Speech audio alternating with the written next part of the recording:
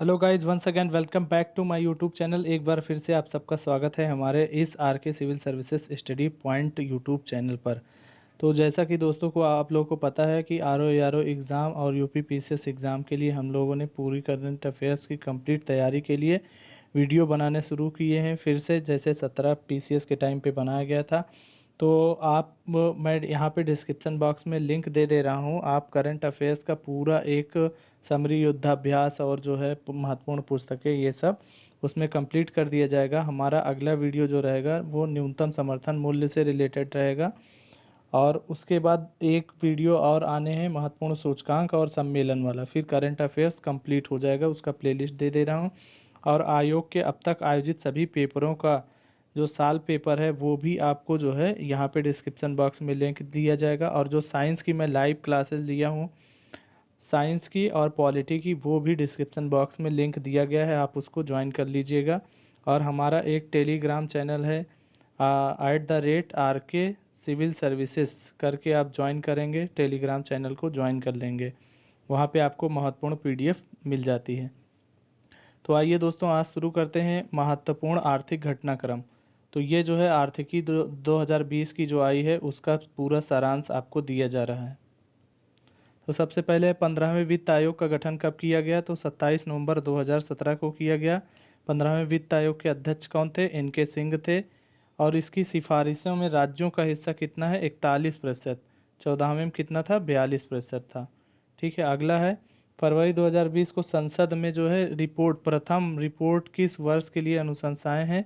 तो ये 2021 के लिए। ठीक है, नेक्स्ट है 15वें वित्त आयोग के अनुसार राज्यों की हिस्सेदारी में कितने % किस राज्य के हिस्सेदारी के लगभग बराबर रही? तो ये जम्मू कश्मीर के बराबर रही। नेक्स्ट है 15वें वित्त आयोग के अनुसार वित्त वर्ष 18-19 में राज्य सरकार केंद्र के द्वारा राजस्व GDP कितने % है? तो 17.5% है। अगला है कि इसको छोड़ते हैं। नेक्स्ट है 15वें वित्त आयोग को अपनी अंतिम रिपोर्ट कब तक प्रस्तुत करना है? तो ये 30 अक्टूबर 2020 तक प्रस्तुत करना है। ठीक है, 30 अक्टूबर 2020 तक। अनुशंसाएं कब है? 21 से 26 की अनुशंसाएं हैं। ठीक है, तो नेक्स्ट है राजकोषीय केंद्रीय बजट 2021 में राजकोषीय घाटा जो है अनुमानित है 2021 में राजकोषीय घाटा 3.5%। और फिर जो है राजस्व घाटा कितना है? 2.7% GDP का। और 2021 में प्राथमिक एवं प्रभावी घाटा जो है, प्राथमिक घाटा कितना है? 0.4%। ठीक है, तो राजकोषीय घाटा 3.5 है, राजस्व घाटा 2.7 है, और प्राथमिक घाटा जो है 0.4% है GDP का। नेक्स्ट है बजट में जो है आय प्राप्ति के सबसे बड़े स्रोत कौन से हैं? पहला उधार एवं अन्य देयताएं, दूसरा निगम कर, तीसरा वस्तु एवं सेवा कर, और चौथा आयकर। फिर व्यय के सबसे बड़े मद कौन से हैं? तो करों और शुल्कों में राज्यों का हिस्सा, ब्याज अदायगी, केंद्रीय क्षेत्र की योजनाएं। नेक्स्ट है बजट अनुमान 2021 में कुल सब्सिडी कितनी है? तो ये जो है 26,000 2,62,108 करोड़ रुपए, 2,62,108 करोड़ रुपए है। ठीक है, जो GDP का कुल व्यय का 8.62% जो है सब्सिडी दी जाती है। कुल सब्सिडी का सबसे अधिक व्यय किस में होता है? तो खाद्य व्यय में होता है सबसे अधिक सब्सिडी। प्लस ब्याज अदायगी का हिस्सा कितना है? 18% है। नेक्स्ट है बजट 2021 में कर GDP अनुमानित है तो 10.77% है। अगला है जो है केंद्रीय अनुपात में अप्रत्यक्ष कर GDP कितना है? प्रत्यक्ष और अप्रत्यक्ष, प्रत्यक्ष 5.9 है, और अप्रत्यक्ष जो है 4.9 है। ठीक है, सबसे अधिक व्यय किस योजना पर किया गया? प्रधानमंत्री किसान सम्मान निधि पर 75,000 करोड़ रुपए व्यय किया गया। बजट के 3 प्रमुख घटक थे, कौन कौन से? आकांक्षी भारत, एस्पिरेशनल इंडिया, इसके अलावा जो है इकोनॉमिक ग्रोथ, फिर उसके बाद आता है केयरिंग सोसाइटी। तो ये 3 हैं।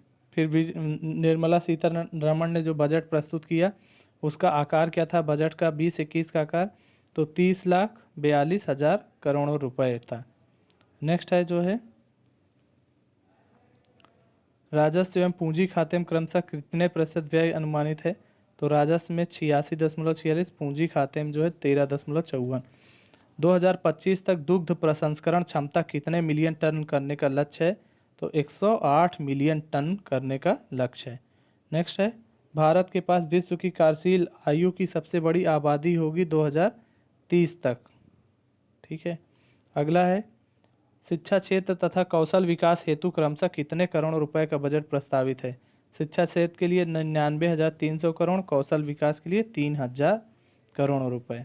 नेक्स्ट है, पीपीपी मॉडल में कितने शहरों को स्मार्ट बनाने की योजना है? तो पीपीपी मॉडल पर स्मार्ट शहर कितने नए बनाए जाएंगे? 5, तो कुल 105 अब हो गए हैं।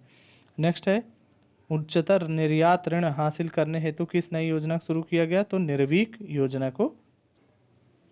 नेक्स्ट है, केंद्र सरकार द्वारा अगले 5 वर्ष में बुनियादी ढांचे पर निवेश हेतु प्रारंभ की गई राष्ट्रीय अवसंरचना पाइपलाइन कितने करोड़ का निवेश किए जाएंगे? तो 103 लाख करोड़ रुपए जो है निवेश किए जाएंगे। नेक्स्ट है, कुल कितने किलोमीटर लंबाई की रेल लाइनों का विद्युतीकरण किया जाएगा? तो 27,000 किलोमीटर का जो है। नेक्स्ट है, 2021 में परिवहन अवसंरचना हेतु कितने करोड़ रुपए का प्रस्ताव रखा गया है? तो 1.70 लाख करोड़ रुपए का। नेक्स्ट है, विद्युत और नवीकरणीय ऊर्जा हेतु लगभग कितने करोड़ रुपए देने के लिए का प्रस्ताव हुआ? तो 22,000 करोड़ रुपए दिया जाएगा। स्थानिक संग्रहालय सहित 5 पुरातत्व स्थल का विकास किया जाएगा। ये कौन कौन से हैं 5 पुरातात्विक स्थल? कौन कौन से हैं? तो राखीगढ़ी हरियाणा, हस्तिनापुर उत्तर प्रदेश, शिवसागर असम, धौलावीरा गुजरात आदि चिन्नलूर जो है तमिलनाडु में है। नेक्स्ट है, कोलकाता में भारतीय संग्रहालय का पुनरुद्धार करते हुए मुद्रा शास्त्र, ये जो है बीईओ में अभी पूछा था, तो किसमें मुद्रा शास्त्र का किया गया है? व्यापार एक संग्रहालय स्थापित किया जाएगा, पुराना टकसाल भवन कोलकाता। नेक्स्ट है, संस्कृति मंत्रालय के तत्वाधान में कौन सा संस्थान स्थापित किया जाएगा? राष्ट्रीय विरासत और संरक्षण संस्थान। अगला है, किन 5 वस्तुओं के राज्य के आभूषण के रूप में संदर्भित किया गया है? तो बीमारी से मुक्ति, धन, उत्पादन और खुशहाली और सुरक्षा। ठीक है, 5 वस्तुओं को राज्य के आभूषण कौन कौन से रहेंगे? बीमारी से मुक्ति, धन, उत्पादन, खुशहाली और सुरक्षा। नेक्स्ट है, बजट 2021 में जम्मू कश्मीर तथा लद्दाख के समग्र विकास हेतु क्रमशः कितनी राशि आवंटित की गई है? तो जम्मू कश्मीर के लिए जो है 30,757 करोड़ रुपए और लद्दाख के लिए 5,958 करोड़ रुपए। बैंक में प्रत्येक जमाकर्ता के जमा राशि का बीमा दायरा जो वर्तमान में 1 लाख रुपए तक उसे बढ़ाकर कितना कर दिया गया है? 5 लाख रुपए कर दिया गया है। नेक्स्ट है, आर्थिक समीक्षा 19-20 के अनुसार वैश्विक उत्पादन वृद्धि दर 18 एवं 19 में जो है कितनी रही? वैश्विक जीडीपी ग्रोथ रेट कितनी रही? 3.6% 18 में और 19 में 2.9%। ठीक है, आर्थिक समीक्षा 19-20 के अनुसार भारतीय अर्थव्यवस्था की वृद्धि दर 19-20 में अनुमानित है। 19-20 में कितनी थी? 5%, प्रथम अग्रिम अनुमान तक। नेक्स्ट है, वर्ष 18-19, 19-20 में भारतीय अर्थव्यवस्था का जीवीए वृद्धि दर क्रमशः अनुमानित है। तो 18-19 में जो है 6.6% और 19-20 में 4.9% है। आर्थिक समीक्षा 19-20 के अनुसार शीघ्र प्रति व्यक्ति आय वाले राज्य वर्ष 17-18 में शीर्ष प्रति व्यक्ति आय जो है किसकी है? तो गोवा पहले नंबर पे, सिक्किम दूसरे नंबर पे, हरियाणा तीसरे नंबर पर है। फिर आर्थिक समीक्षा के अनुसार भारतीय अर्थव्यवस्था जीडीपी विश्व में जो है 5वीं सबसे बड़ी अर्थव्यवस्था है। ठीक है, भारतीय अर्थव्यवस्था को $5 ट्रिलियन की अर्थव्यवस्था बनाने का लक्ष्य रखा गया है 2025 तक। तो ये जो है बीईओ में अभी सवाल आया है। ठीक है, बीईओ में। नेक्स्ट है, आर्थिक समीक्षा 19-20 के अनुसार वर्ष 18-19 में कितने मिलियन टन का खाद्यान्न उत्पादन हुआ? तो 285 मिलियन टन, चतुर्थ अग्रिम अनुमान में। 19-20 के अनुसार खाद्यान्न उत्पादन उत्पादकता कितने किलोग्राम प्रति हेक्टेयर है? तो 2,299 किलोग्राम प्रति हेक्टेयर। 10 जनवरी 2020 को भारत का विदेशी मुद्रा भंडार जो है कितना है? 461.2 बिलियन डॉलर है। आर्थिक समीक्षा 19-20 के अनुसार भारतीय रेलवे एकल प्रबंधन विश्व में जो है रेल नेटवर्क का किस क्रम में है? तो तीसरा क्रम सबसे बड़ा है। दुग्ध उत्पादन के मामले में भारत विश्व में पहले स्थान पर है। ठीक है। आर्थिक समीक्षा के अनुसार देश में प्रति व्यक्ति दुग्ध उपलब्धता कितनी है? 394 ग्राम प्रति व्यक्ति। वैश्विक स्तर पर जापान पछाड़ते हुए कच्चे इस्पात के उत्पादन में भारत विश्व में दूसरे स्थान पर आ गया है, पहले नंबर पर चीन है। नेक्स्ट है, आर्थिक समीक्षा के अनुसार सेवा क्षेत्र में वृद्धि जो है 7.5% से कम होकर 19-20 में जो है 6.9% आ गई है। वहीं वाणिज्यिक से निर्यात में भारत का 8वां स्थान है। सितंबर 2019 के आंकड़ों के अनुसार 2019 में भारत में प्रति व्यक्ति नीवल दाल उपलब्धता 47.9 ग्राम है। नेक्स्ट है, मूल्य के हिसाब से तो आयात सबसे अधिक किसका किया गया? कच्चा तेल एवं पेट्रोलियम का। ठीक है। नेक्स्ट 19-20 के आयात अंश में सर्वाधिक हिस्सा पेट्रोल, तेल एवं स्नेहक का। भारत के निर्यात में सर्वाधिक योगदान देने वाले देश, निर्यात भारत सबसे अधिक कहाँ करता है? तो अमेरिका में, फिर यूएई में, फिर चीन, फिर हांगकांग और सिंगापुर में करता है। ठीक है। भारत में आयात में कुल आयातित मूल्य के हिसाब से सर्वाधिक आयात कहाँ से होता है? तो चीन पहले नंबर पे है और संयुक्त राज्य अमेरिका ये मूल्य के हिसाब से है। ठीक है। संयुक्त राज्य अमेरिका दूसरे और अमीरात तीसरे नंबर पे, सऊदी अरब चौथे पे, इराक 5वें नंबर पे है। नेक्स्ट 19 में भारतीय अर्थव्यवस्था के विश्व की 5वीं सबसे बड़ी अर्थव्यवस्था होने का अनुमान है। इससे 4 बड़ी अर्थव्यवस्थाएं कौन सी हैं? अमेरिका पहले नंबर पे है, जर्मनी जो है चीन दूसरे, जापान तीसरे और जर्मनी चौथे स्थान पर है। तो भारतीय अर्थव्यवस्था जो है 2.9 बिलियन डॉलर की है, जर्मनी जो है 3.9 बिलियन डॉलर की है। ठीक है। नेक्स्ट है, जारी एशियन डेवलपमेंट आउटलुक सप्लीमेंट के अनुसार वर्ष 19-20 में भारत की विकास दर कितने प्रतिशत अनुमानित है? तो 19 में 5.1 और 20 में 6.5 एडीबी के अनुसार। ग्लोबल इकोनॉमिक प्रॉस्पेक्टस के अनुसार भारत का जीडीपी वृद्धि दर कितने प्रतिशत अनुमानित है? तो 19 में 5%, 20 में 5.8 और जो है 21 में 6.1 और जो है 22 में 6.1। भारतीय रिजर्व बैंक आरबीआई ने वित्तीय समावेशन के लिए राष्ट्रीय कार्यनीति जारी की है। इस कार्यनीति में किन वर्षों का उल्लेख किया गया है? तो 19 से 24 तक। नेक्स्ट है, अपनी श्रृंखला की भारतीय वन रिपोर्ट अपनी श्रृंखला कौन सी वन रिपोर्ट है? तो 16वीं रिपोर्ट है। भारतीय वन रिपोर्ट 2 वर्ष पर देहरादून स्थित फॉरेस्ट सर्वे विभाग के द्वारा जारी की जाती है। कुल वनावरण जो है कितना प्रतिशत है? 31.67%। और जो है कुल भौगोलिक क्षेत्र का वृक्षावरण कितना है? 2.89%। ठीक है। और कुल जो है वनावरण एवं वृक्षावरण कितना है? 24.56%। ये हमारे वन वाले वीडियो। 19-20 में 17 की तुलना में 19 में जो है कितने वर्ग किलोमीटर क्षेत्र में वृद्धि हुई? 3,976 वर्ग किलोमीटर में।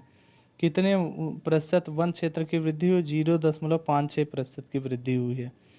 तो पहाड़ी एवं जनजातीय जिलों में वनावरण में कितने किलोमीटर वृद्धि दर्ज की है? 544।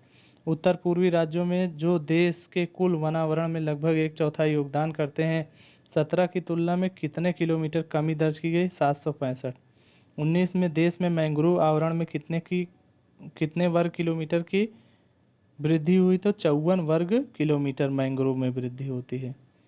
फिर आता है जो है 17 राज्य संघ क्षेत्र में उनके भौगोलिक क्षेत्र का 33% से अधिक भाग उच्चावचक, जबकि इनमें 78% से अधिक हैं। तो कितने हैं? 8%। ठीक है। योजना आयोग के द्वारा निर्धारित मापदंडों के अनुसार देश में कुल कितने पहाड़ी क्षेत्र हैं? 140 पहाड़ी जिले हैं। नेक्स्ट आता है, देश के पहाड़ी जिलों में कुल वनावरण कितना है? तो 28,000। ये सब बहुत ज़्यादा नहीं पूछता है। एकीकृत जनजातीय विकास कार्यक्रम के तहत देश के कितने जिलों को जनजातीय जिलों की श्रेणी में रखा गया है? तो 218 जिलों को। जनजातीय जिलों का कुल वनावरण कितना है? इन जिलों के भौगोलिक क्षेत्रफल का 37%। तो सर्वाधिक वन क्षेत्रफल वाले 4 राज्य कौन कौन से हैं? मध्य प्रदेश, महाराष्ट्र, उड़ीसा, छत्तीसगढ़, अरुणाचल प्रदेश। नेक्स्ट है जो है दृष्टि से न्यूनतम वन क्षेत्रफल कहाँ पे है? तो गोवा है, हरियाणा, पंजाब और मिजोरम, सिक्किम है। फिर आता है संघीय क्षेत्रों में जो है सर्वाधिक वन क्षेत्र अंडमान निकोबार, सिक्किम, मणिपुर है। ठीक है। फिर आता है जो है अनुका भौगोलिक क्षेत्र के प्रतिशत की दृष्टि से, प्रतिशत की दृष्टि से देखें तो न्यूनतम वन क्षेत्र जो है लक्षद्वीप पहले नंबर पे है, फिर उसके बाद जो है पांडिचेरी, फिर हरियाणा, फिर पंजाब, फिर दिल्ली, उत्तर प्रदेश है। 2019-17 की तुलना में वनावरण में सर्वाधिक वृद्धि किसमें हुई? कर्नाटक में। सर्वाधिक कमी कहाँ हुई? मणिपुर में हुई। क्षेत्रफल की दृष्टि से सर्वाधिक वनावरण वाले राज्य मध्य प्रदेश, अरुणाचल प्रदेश, छत्तीसगढ़, उड़ीसा एवं महाराष्ट्र। क्षेत्रफल की दृष्टि से सर्वाधिक वनावरण वाले संघीय क्षेत्र तो जम्मू कश्मीर, ठीक है, जम्मू कश्मीर, अंडमान निकोबार द्वीप, और जो है ये बहुत इंपॉर्टेंट है, जम्मू कश्मीर, अंडमान निकोबार द्वीप समूह, लद्दाख, दादर एवं नगर हवेली। नेक्स्ट है जो है सर्वाधिक वनावरण प्रतिशतता वाले संघीय क्षेत्र, तो जो है परसेंटेज में अगर देखेंगे तो लक्षद्वीप पहले नंबर पे है, मिजोरम है, फिर अंडमान निकोबार द्वीप है, फिर अरुणाचल प्रदेश है। नेक्स्ट होता है सर्वाधिक वनावरण प्रतिशतता वाले राज्य, परसेंटेज में देखें तो मिजोरम पहले, अरुणाचल दूसरे, मेघालय तीसरे, मणिपुर चौथे, नागालैंड पांचवें। न्यूनतम वनावरण वाले क्षेत्र हरियाणा, पंजाब, गोवा, सिक्किम एवं बिहार है। न्यूनतम वनावरण प्रतिशत वाले क्षेत्र कौन से हैं? हरियाणा है, पंजाब है, राजस्थान, उत्तर प्रदेश एवं गुजरात है। सर्वाधिक मैंग्रोव आच्छादित राज्य या संघीय राज्य तो पश्चिम बंगाल पहले, गुजरात दूसरे, अंडमान निकोबार द्वीप तीसरे पर है। फिर उत्तर प्रदेश में कुल वनावरण कितना है? कुल भौगोलिक क्षेत्रफल का 6.15% है, ठीक है, 6.15% है। उत्तर प्रदेश सर्वाधिक वनावरण वाला जिला सोनभद्र है, लखीमपुर खीरी और मिर्जापुर है। उत्तर प्रदेश में न्यूनतम वनावरण तो संत कबीर नगर, भदोही, फिर मऊ एवं मैनपुरी है। एग्रो कमोडिटीज में एनसेडेक्स जो है देश का पहला एक स्टॉक एक्सचेंज है। निवेश मंजूरी सेल की स्थापना की घोषणा की गई है नागर विमानन मंत्रालय के द्वारा। आवर्ती भुगतान रिकरिंग पेमेंट हेतु यूपीआई ऑटो पे की सुविधा प्रारंभ की गई है तो भारतीय एनपीसीआई के द्वारा। नेक्स्ट जून 2020 में जारी आंकड़ों के अनुसार 20 के अंत तक भारत के विदेशी ऋण में बहुपक्षीय एवं द्विपक्षीय ऋणों का योगदान जो है $60 बिलियन और $27.2 बिलियन रहा। नेक्स्ट है वर्धित उधार सीमा की स्थिति तक लागू रखने का निर्णय लिया गया है 30 सितंबर 2020 तक। गूगल द्वारा अगले 5 से 7 वर्षों में भारत में कुल 75,000 करोड़ रुपए निवेश किस फंड के तहत किया जाएगा? Google for India digitalisation fund के द्वारा। फोर्ब्स द्वारा जारी विश्व के 100 उच्चतम भुगतान पाने वाले एथलीटों की सूची में शीर्ष स्थान पर हैं रोजर फेडरर, स्विट्जरलैंड। आत्मनिर्भर भारत अभियान के अंतर्गत कितने क्षेत्रों में ढांचागत सुधार हेतु प्रमुख योजनाएं घोषणाएं की गई? तो 8 क्षेत्रों में। आत्म भारत निर्भर अभियान के अंतर्गत मनरेगा के लिए आवंटन में कितने हजार करोड़ की वृद्धि की गई? तो 40,000 करोड़ की वृद्धि की गई है। नेक्स्ट आता है स्वचालित मार्ग के अंतर्गत रक्षा विनिर्माण में एफडीआई की सीमा 49% से बढ़ाकर कितने प्रतिशत करने का निर्णय लिया गया है? तो ये 74% करने का निर्णय लिया गया है। नेक्स्ट है वर्ष 2019-20 के लिए प्रमुख फसलों के उत्पादन के तीसरे अग्रिम अनुमान के अनुसार देश में कुल खाद्यान्न उत्पादन कितने मिलियन टन होने का अनुमान है? तो 295.67 मिलियन टन। फोर्ब्स द्वारा जारी भारत के 100 सबसे अमीर व्यक्तियों की सूची में शीर्ष स्थान पर है मुकेश अंबानी। फिर आता है 2020 में केंद्रीय कृषि एवं किसान कल्याण मंत्रालय द्वारा 2021 में कितने करोड़ टन अनाज उत्पादन का लक्ष्य रखा गया है? तो 29 करोड़ 83 लाख टन। आईएमएफ द्वारा जारी वर्ल्ड इकोनॉमिक आउटलुक 2020 के अनुसार वर्ष 2020 में भारत की वृद्धि दर कितने प्रतिशत आकलित की गई है? 4.9%। वैश्विक जो है 4.5%, 4.5% आईएमएफ के अनुसार भारत की वृद्धि रहेगी और विश्व की कितनी? 4.9 रहेगी। अप्रैल 2020 में विश्व बैंक के अनुसार कोविड-19 महामारी से प्रभावित भारत की जीडीपी वित्त वर्ष 2021 में कितने प्रतिशत रहने की अनुमान है? तो 1.5 से 2.8 तक विश्व बैंक के अनुसार। एडीबी ने जो है कितने बिलियन डॉलर को जो है भारत को सहायता का आश्वासन दिया है? 2.2 बिलियन डॉलर एडीबी देगा। संयुक्त राष्ट्र की रिपोर्ट एशिया और प्रशांत का आर्थिक सामाजिक सर्वेक्षण 2020 संवहनीय अर्थव्यवस्थाओं की ओर के अनुसार वित्त वर्ष 2021 के दौरान भारत की वृद्धि दर कितने प्रतिशत रहने का अनुमान है? 4.8%। 34वीं वार्षिक फोर्ब्स सूची। इस वर्ष की सूची में विश्व के सबसे धनी व्यक्ति खिताब किसको मिला है? जेफ बेजोस अमेजन के प्रमुख हैं। एडीबी एशियाई विकास बैंक ने अपनी वार्षिक रिपोर्ट एशियाई विकास परिदृश्य 2020 में वर्ष 2020 में भारत की जीडीपी वृद्धि दर कितने प्रतिशत रहने का अनुमान है? तो एडीबी कहता है कि 4% वृद्धि रहेगी। एडीबी ने भारतीय ढांचागत में कितने करोड़ डॉलर निवेश की घोषणा की है? 10,000 करोड़ डॉलर का। जनवरी 2020 में जारी वर्ष 19-20 के लिए राष्ट्रीय आय के प्रथम अग्रिम अनुमानों के अनुसार स्थिर एवं वर्तमान कीमतों में सर्वाधिक इन क्षेत्रों में दर्ज की गई, तो लोक प्रशासन, रक्षा एवं अन्य सेवाओं में। फिर मानव विकास सूचकांक में भारत को रखा गया है मध्यम मानव विकास के वर्ग में। ऊर्जा दक्ष आवास कार्यक्रम इंडो जर्मन डेवलपमेंट कोऑपरेशन का हिस्सा है, जो कि निर्देशित होगा 2030 तक सतत विकास एजेंडा द्वारा। नेक्स्ट आता है 100 बिलियन डॉलर के स्तर को प्राप्त करने वाली भारत की तीसरी कंपनी बन गई है एचडीएफसी। प्रथम रिलायंस एवं द्वितीय टीसीएस है। किस राज्य ने में पहले सेज की स्थापना के संबंध में अधिसूचना जारी की गई? तो त्रिपुरा में। आरबीआई के गवर्नर द्वारा दृष्टिबाधित लोक सहायता हेतु कौन सा ऐप लॉन्च किया गया? तो money app, mobile aided note identifier money app है। दिसंबर 2019 में आरबीआई की एक अधिसूचना के अनुसार किस बैंक के माध्यम से बांग्लादेश को रक्षा खरीद हेतु 500 मिलियन डॉलर ऋण दिया जाएगा? एक्जिम बैंक। भारत का पहला कॉरपोरेट ब्रांड ईटीएफ कौन सा है? Bharat brand exchange traded fund. Indian railway institute of financial management की स्थापना कहाँ की गई? हैदराबाद में। केंद्रीय अप्रत्यक्ष कर एवं सीमा शुल्क बोर्ड की दस्तावेज पहचान संख्या DIN किस तिथि से लागू हुआ? 8 नवंबर 2019। फॉर्च्यून पत्रिका 20 सर्वश्रेष्ठ सीईओ की सूची में सत्या नडेला माइक्रोसॉफ्ट पहले नंबर पे है। नकली सामान पर रोक लगाने के लिए एक पहल प्रोजेक्ट जीरो की शुरुआत की है अमेजन ने। 39वां भारतीय अंतर्राष्ट्रीय व्यापार मेला का मुख्य थीम क्या थी? व्यापार करने में सहजता, ईज ऑफ डूइंग बिजनेस। आयोजन नई दिल्ली में हुआ। कोयले की आपूर्ति में पारदर्शिता और बेहतर समन्वय हेतु किस पोर्टल शुरुआत की गई? प्रकाश पोर्टल। कोयला आपूर्ति में पारदर्शिता के लिए। प्रकाश मतलब पावर, रेल, कोयला availability through supply harmony portal. Brands top 75 most valuable Indian brands ranking में शीर्ष पर कौन सी कंपनी है?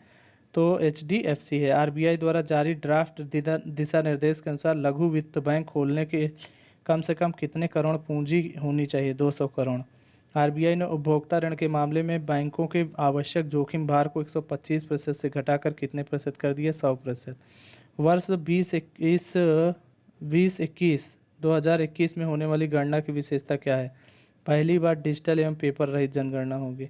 आरबीआई ने छोटे निर्यातकों के लिए ऋण स्वीकृति सीमा 25 करोड़ से बढ़ाकर कितने करोड़ कर दी है? 40 crore.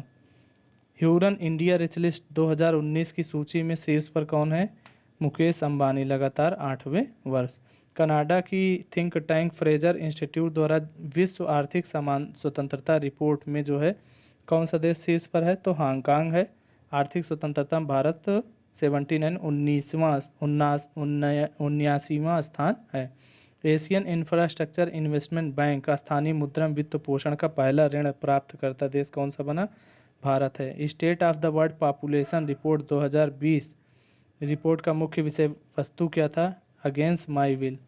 State of the world population report किसके द्वारा जारी की जाती है? यूनाइटेड नेशन पॉपुलेशन फंड के द्वारा। संयुक्त राष्ट्र जनसंख्या कोष के अनुसार जुलाई 2020 तक विश्व की जनसंख्या बढ़कर कितनी हो जाएगी? 7,795 मिलियन हो जाएगी। 7,795 मिलियन हो जाएगी। संयुक्त राष्ट्र जनसंख्या कोष के अनुसार वर्ष 15-20 के मध्य वैश्विक आबादी बढ़ी है 1.1% की औसत वार्षिक दर से। संयुक्त राष्ट्र जनसंख्या कोष के अनुसार जन्म के समय जीवन प्रत्याशा वैश्विक 2019 में जो है 72 वर्ष थी, जो 2020 में 73 वर्ष हो गई है।